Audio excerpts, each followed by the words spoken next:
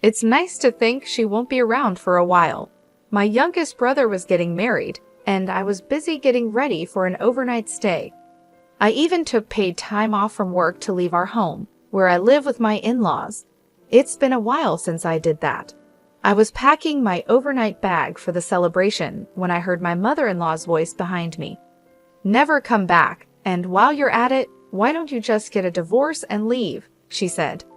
"Sure, as you wish," I responded calmly and accepted her spite with a quiet smile.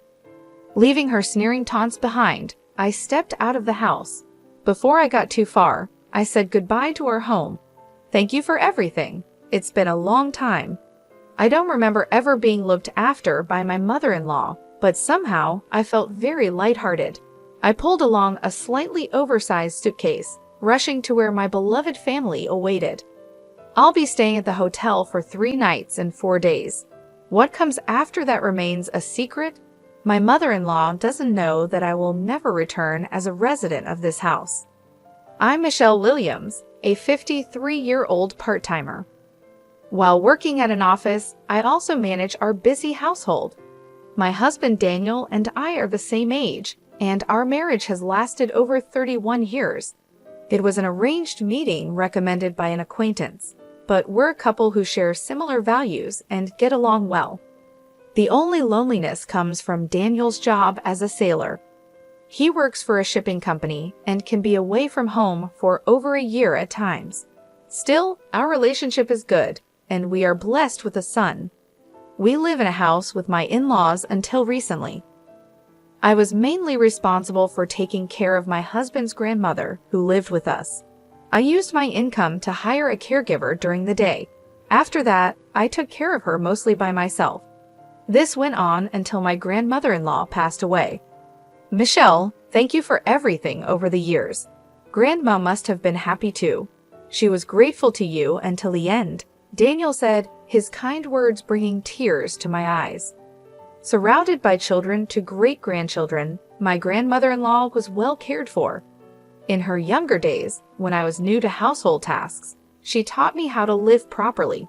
She was kind and fun, though strict at times, and seemed to laugh most of the time.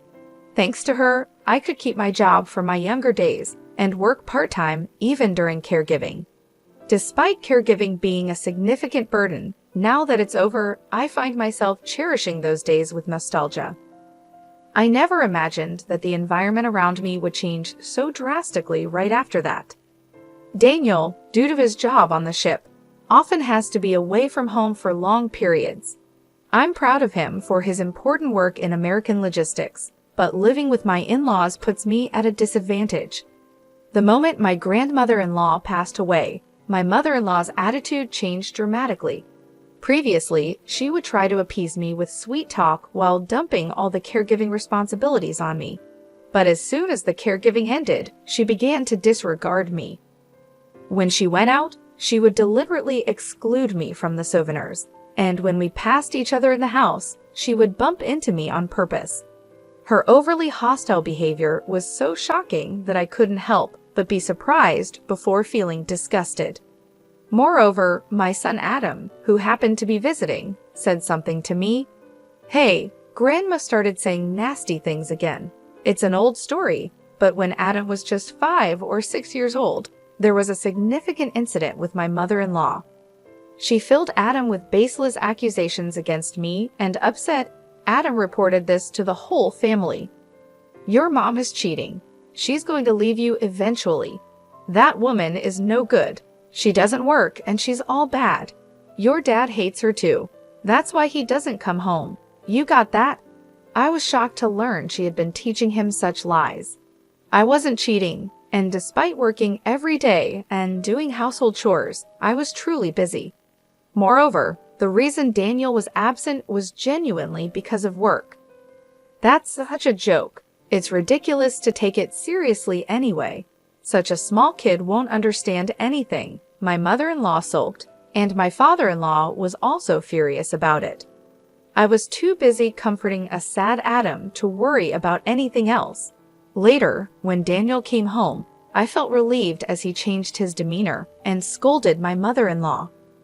Now, let's return to the present. Daniel is currently away for work. Maybe because of that, my mother-in-law seems to be taking full advantage. You'd think she'd have more free time now that the caregiving is over, but instead, she keeps me very busy. She frequently hands me complicated recipes to cook and demands a thorough cleaning. Just the other day, she invited the neighborhood ladies over, and they watched a marathon of dramas. I thought they were just enjoying themselves, but I ended up having to clean up the messy room full of snack wrappers and drink spills right during the busiest time before dinner. It added unnecessary work, and I was understandably irritated. "Really, you're such a drag. Aren't you done yet? Hurry up and get dinner ready," she'd say while I was sweating from cleaning up. But come dinner time, she wouldn't even sit at the table, claiming she was full from the snacks. I was utterly exasperated. Then Adam complained to me. "She says she doesn't like you, and that you should disappear. I'm going back home. I feel sick. Wouldn't it be better if we lived separately from Grandma? I think Dad would understand too." I calmed down an upset Adam and drove him to the station for his return trip. Of course, I couldn't let things continue like this. Soon, I'll need to have a serious talk with Daniel. The day after Adam left, I was troubled, not by my mother-in-law, but by something else. Suddenly, I started feeling unwell. My limbs were cold, yet my face would suddenly heat up, and I'd break out in a sweat. It seems like today my symptoms of menopause were particularly severe. I've been feeling oddly unwell since last year, and the doctors told me it's menopause. Right now, they're just watching how it goes, with no medication yet, but some days can be tough. Maybe the stress from what I heard about my mother-in-law's behavior is getting to me. By evening, my condition worsened, and I was lying down in my room. "Hey, what are you sleeping for? Dinner." I could hear my mother-in-law stomping towards me. I had such a headache that it was hard to even get up, let alone deal with her.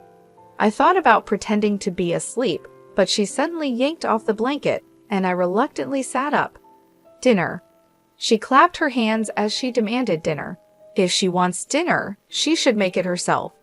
Why does she always expect me to do it as if she's someone special? My grandmother-in-law used to manage the kitchen, but lately it's only been me cooking.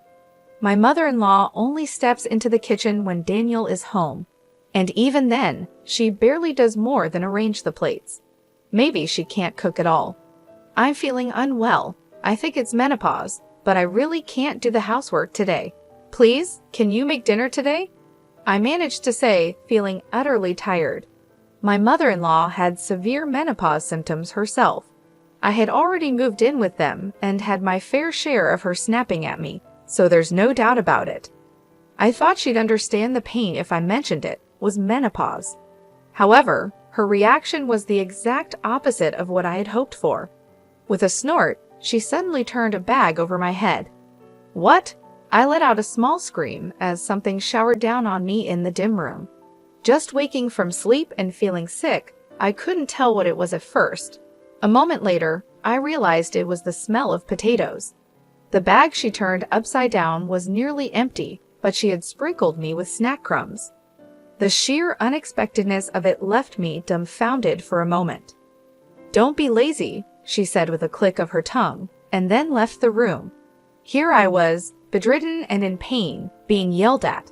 I almost felt like clicking my tongue back at her. How could she do something like this? Rather than anger, it was a bizarre sensation, like seeing some rare animal. I felt sure that my limit was nearing.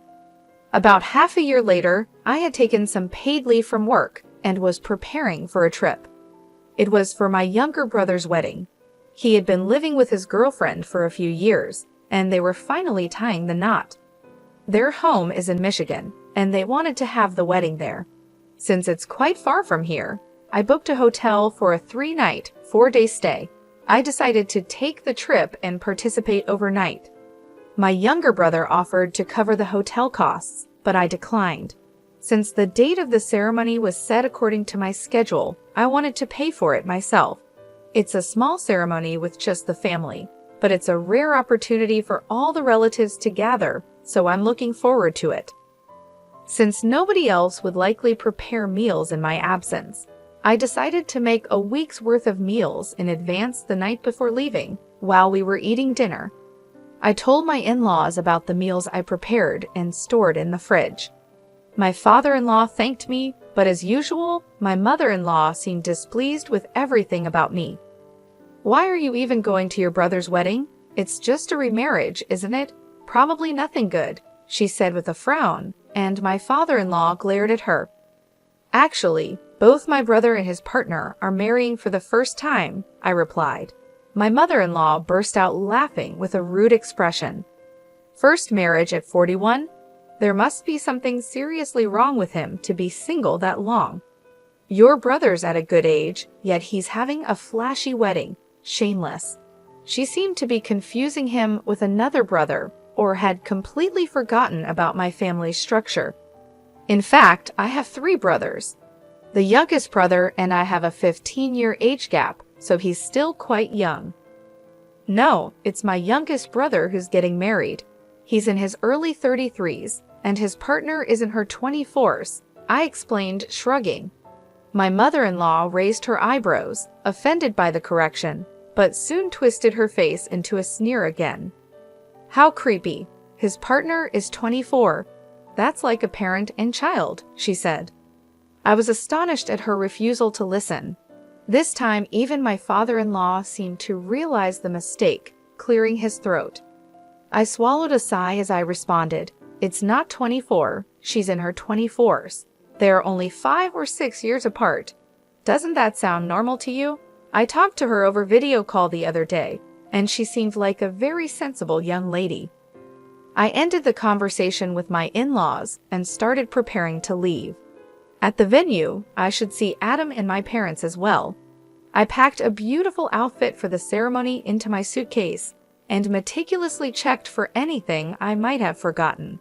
From the living room, I could hear my mother-in-law loudly talking to my father-in-law. It will be refreshing to have her gone for a while. I felt the malice in her words on my back as I bit my lip. Getting angry now could provoke her to tamper with my carefully packed belongings. Better to endure until I leave the house the next morning. I pulled my slightly large suitcase and headed to the front door. "Never come back, and while you're at it, why don't you just get a divorce and leave?" Her words momentarily stopped me. As I began walking towards the entrance again, I answered cheerfully, "Yes, as you wish." My voice was calmer than I expected. Maybe I'm more relieved by this situation than I realized. I had reached my limit of endurance long ago. Actually, I had been in touch with Daniel beforehand, steadily preparing for this day.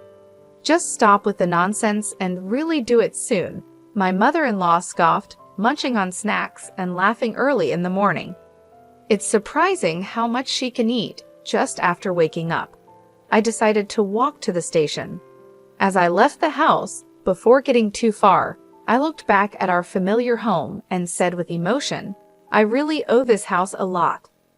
Except for my mother-in-law, I've been grateful to this home for a long time, to my grandmother-in-law, my father-in-law, Daniel, and Adam. I even feel indebted to the roof and the walls.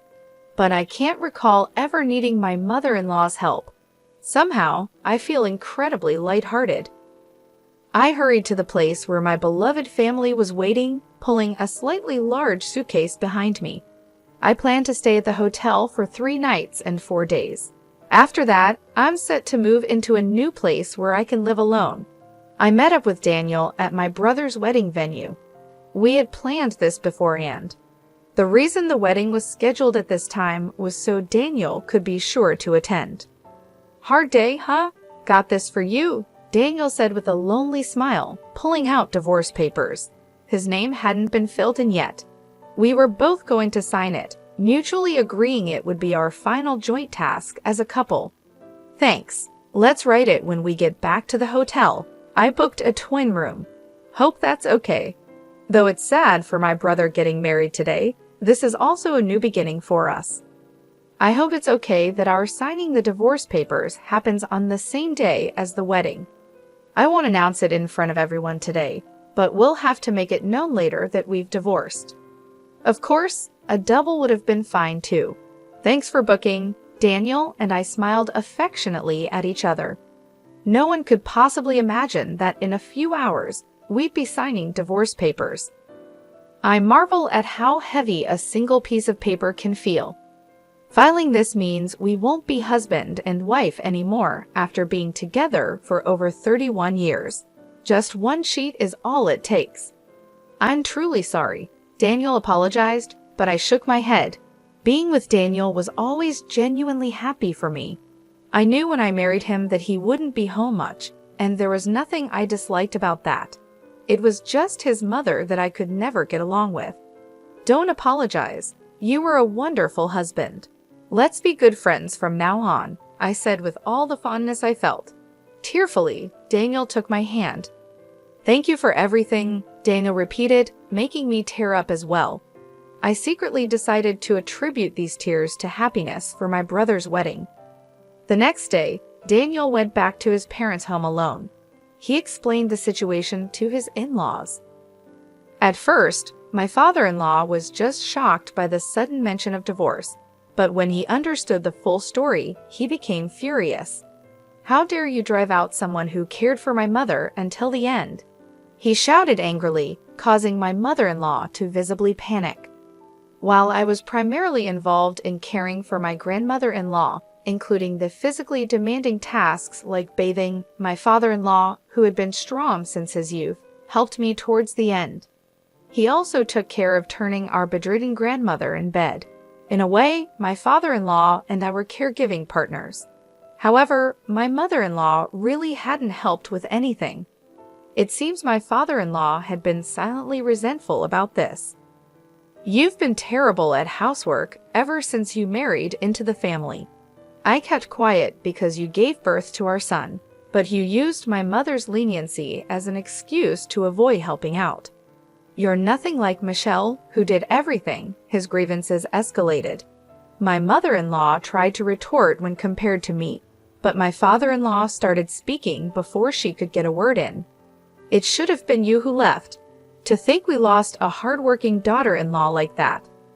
Do you have any idea how much luxury Michelle's salary provided us? You haven't earned a single penny. Mentioning money put my mother-in-law in a weak position. She had never worked outside the home. The household expenses, including what my in-laws used, were covered by Daniel. Being a sailor, Daniel earned a good salary, and my in-laws converted all their pension into pocket money. Honestly, our family was wealthy. The costs related to the children or my grandmother-in-law's care could actually be covered by Daniel's earnings. Yet I worked because working was fulfilling for me. That's why I had no problem using my earnings for the family. I gave trips and theater tickets to my in-laws, and for birthdays, I treated them to upscale dining.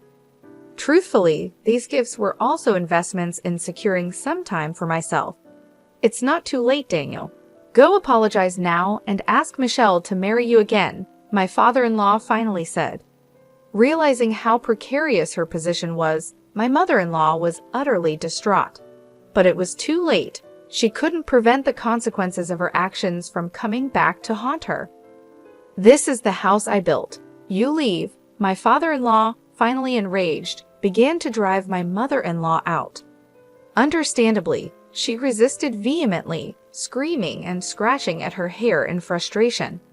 As she raised her voice in anger, she began clawing at her hair, repeating how frustrated she was. This sight was bizarre and apparently quite frightening. No, I won't leave. I won't divorce. How am I supposed to live alone at this age?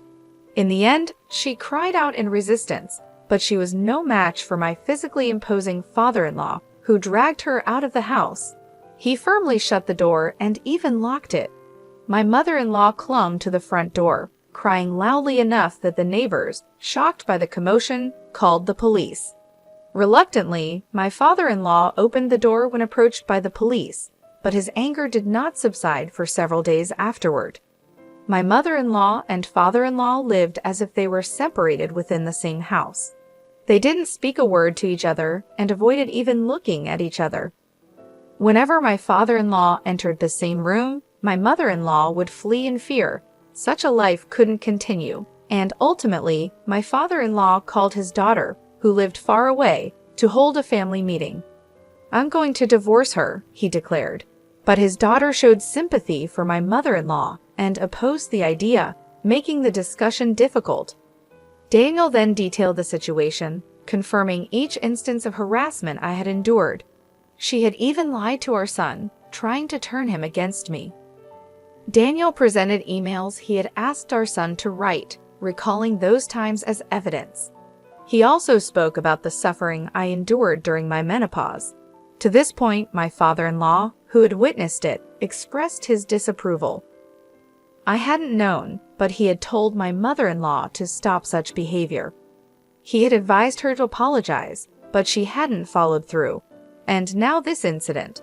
She had unfairly criticized my brother and mockingly told me to divorce and leave. All this happened while Daniel was away, and she acted differently in front of him. Daniel added that I had managed all the household chores and, along with the caregiver, had cared for my grandmother-in-law. In that situation, how would you feel if your husband's mother did the same to you? And if your father-in-law got angry on your behalf, whose side would you take? When Daniel posed this question, his sister fell silent. Seeing this, my mother-in-law became furiously upset. "Are you betraying me too, after all I did by giving birth to you?" Hearing this, she didn't claim to have raised them. I ironically admired her honesty. I had always asked Daniel about this. It was mostly our grandmother who took care of my sister and me. Mom was always out with neighbors. Perhaps remembering her past, his sister looked at my mother-in-law with contempt after hearing about the bullying. In the end, the only working housewives in this house were my grandmother-in-law, whom I cared for until the end, and myself.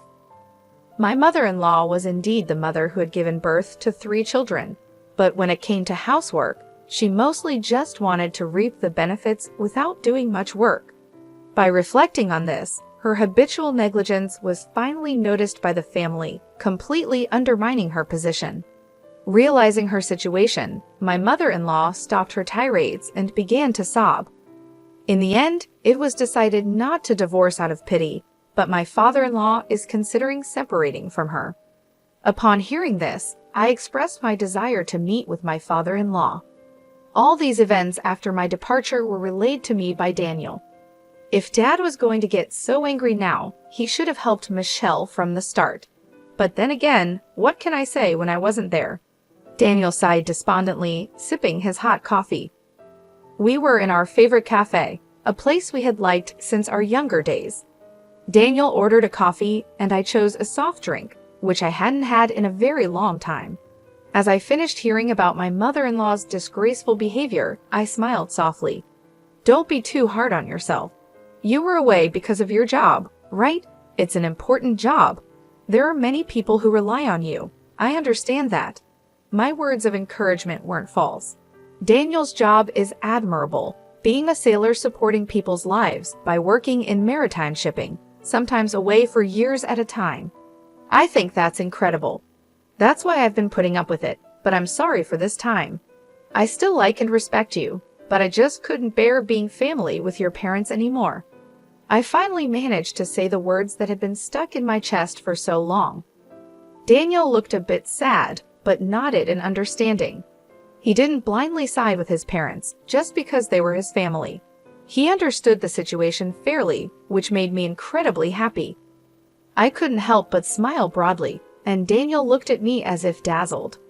I only heard about what Daniel was feeling at that moment much later. He said he thought, "Oh, she's beautiful." Your smile was more radiant than ever before. To me at that moment, Daniel also seemed sweeter than ever before. Now, back to the story. The day after I met Daniel at the cafe, I met with his father with Daniel's cooperation.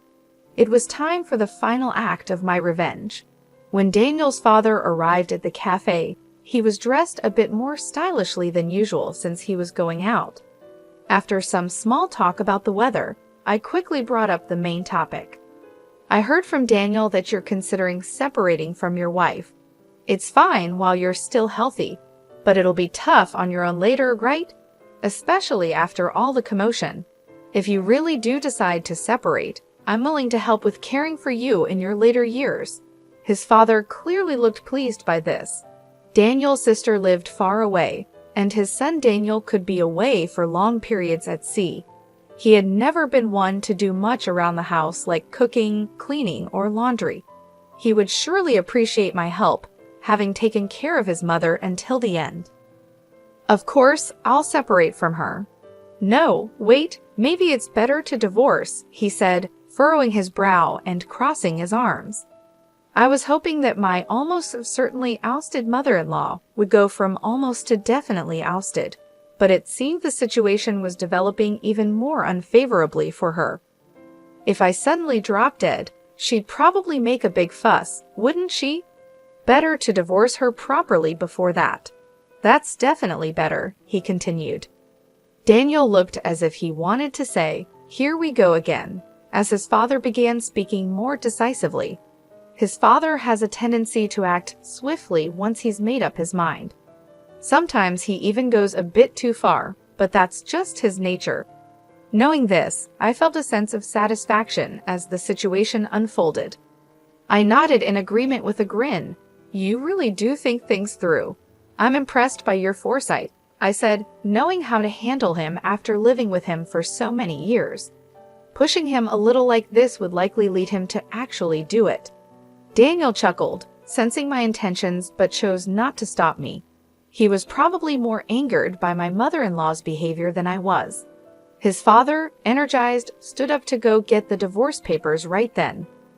Out of kindness, I decided to introduce the lawyer Daniel, and I consulted for our divorce to help my father-in-law. From that day on, my father-in-law began actively pursuing the divorce. It was clear that my mother-in-law was destined for a lonely life. 2 weeks later, I returned to what was once my familiar home, now just my former in-laws' house, to collect the belongings I hadn't been able to take with me before. I had taken all the valuables, but it was impossible to take everything: clothes, books, photos filled with memories, drawings by my son when he was little, and bedding and furniture I bought with my own salary. Over the years, I had accumulated many personal items in that house. This visit turned out to be the last time I would see my mother-in-law. By then, her divorce had been decided, and she was visibly panicking.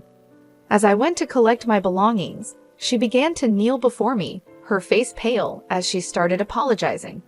"Michelle, please forgive me. I beg you, it was all just a joke. Please come back and convince your husband." I completely ignored her and continued packing. After continuing to grovel, my mother-in-law stood up abruptly. It seemed she was upset at being ignored. She began to hurl vile insults at me again, reverting to her old ways. "This woman, how dare you when I'm being so humble? You've been nothing but trouble since you married into this family. Just leave and die alone miserably," she shouted, adding more simpler yet unrepeatable insults. I continued to ignore her and packed the items into a cardboard box. Suddenly, she screamed and lunged at the box.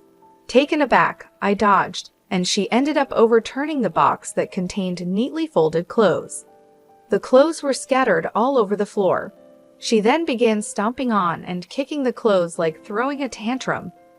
"Enough already," Daniel shouted and glared at her, standing tall. His mother, usually hearing only compliance from her obedient son, froze as if it were the end of the world.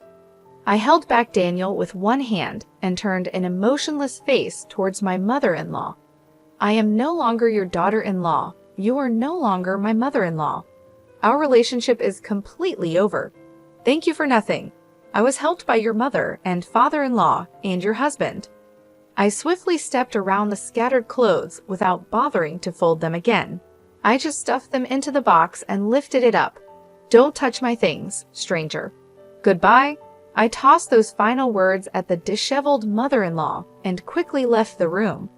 I had no desire to share space with that woman any longer. I called Daniel to take care of the rest of the belongings. I got into the car driven by my brother and waited as he prepared to leave. I could still hear my mother-in-law shrieking from inside the house, but listening to her was a waste of time. After we left, I heard she continued to beat her own head and wailed terribly. As far as I was concerned, there was never a chance for reconciliation, but it seemed she deeply regretted cutting off her last hope. But her regrets were too late to matter to anyone. About a month later, my mother-in-law was finally evicted from the house and began living alone in a modest place. Daniel occasionally visits his mother to check on her well-being, as does his sister. I've heard that my mother-in-law now lives in her old clothes, substituting them for pajamas, and doesn't even bother to take a shower regularly. Apart from shopping, she hardly goes outside, spending her days eating fast food and budget snacks while lamenting her impoverished life. Apparently, she did split some assets with my father-in-law during the divorce, but sadly, it wasn't a significant amount, and she's living with financial insecurity in her old age. I don't know about my sister, but I'm not giving her any support. That's obvious, right? Daniel told me this with a shrug. As a well-paid sailor, Daniel was always a source of pride for his mother. She never expected to be completely cut off by her own son. All this was because she constantly disregarded me, the wife her son chose. And yet, the irony is that she herself had said, "Never come back, and just get a divorce and leave." Now she's the one who can't ever come back. It's exactly like the saying, "Curses return upon the heads of those that curse."